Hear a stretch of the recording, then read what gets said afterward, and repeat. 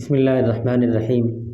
محترم ناظرین، شریعت نبی علیہ الصلاۃ والسلام لے کر آئے تھے اور وہ مسلمانوں کے احکامات اور اس کی رہنمائی کے لیے سب کچھ تھا۔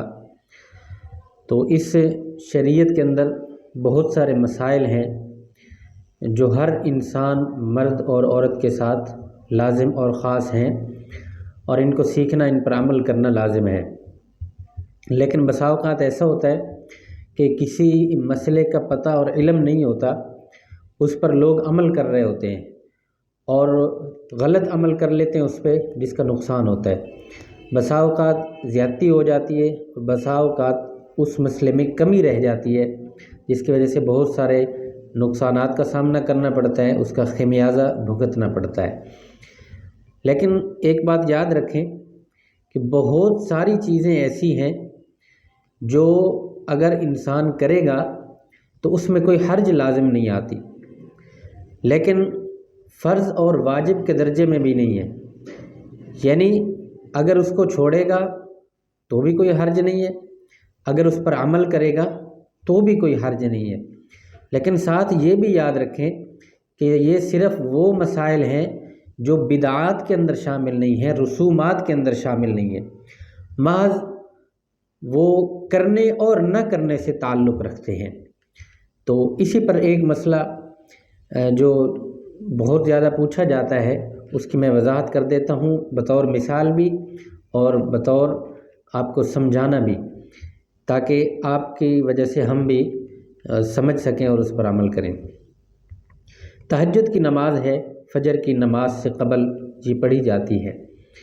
ایک روایت کے مطابق یہ نماز نبی علیہ الصلاۃ والسلام پر لازم تھی، امت پر یہ فرض اور واجب کا درجہ نہیں رکھتی۔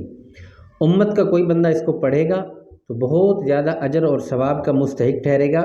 پروردگار عالم کی طرف سے اس انسان کے لیے بہت سارے انعامات کا وعدہ ہے۔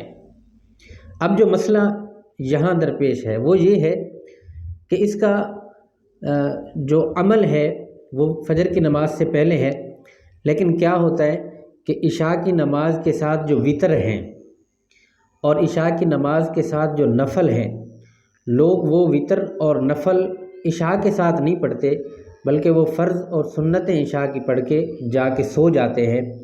تو صبح جب اٹھتے ہیں تہجد کے لیے تو تہجد کی نماز کے ساتھ عشاء کے وتر اور نوافل ادا کیے جاتے ہیں۔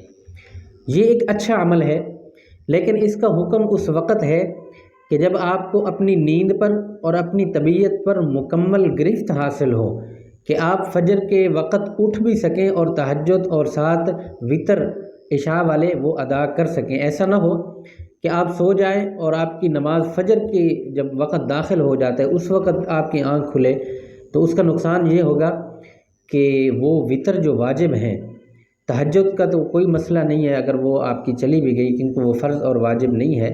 اللہ رب العالمین ہر بندے کو توفیق نصیب فرمائے، لیکن اگر رہ جاتی ہے تو اس کا کوئی مسئلہ نہیں ہے۔ لیکن اگر وتر رہ جاتے ہیں تو وہ تو واجب ہیں۔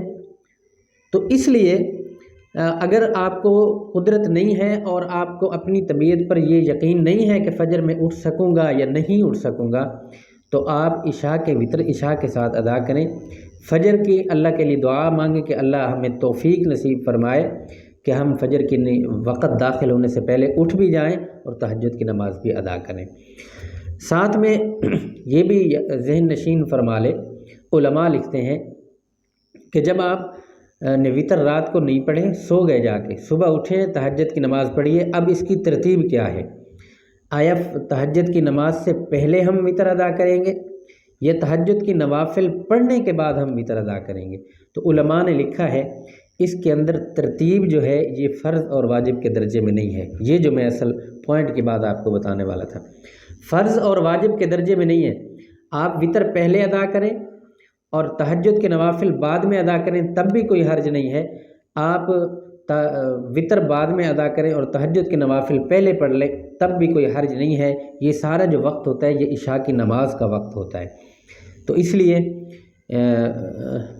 علماء نے لکھا ہے کہ جیسے آپ مرضی پڑھ سکتے ہیں، لیکن بہتر یہ ہے، ویسے جیسے آپ کے دل چاہے، لیکن بہتر یہ ہے کہ آپ پہلے تہجد کے نوافل ادا کر لیں اور آخر میں عشاء کے وتر ادا کر لیں۔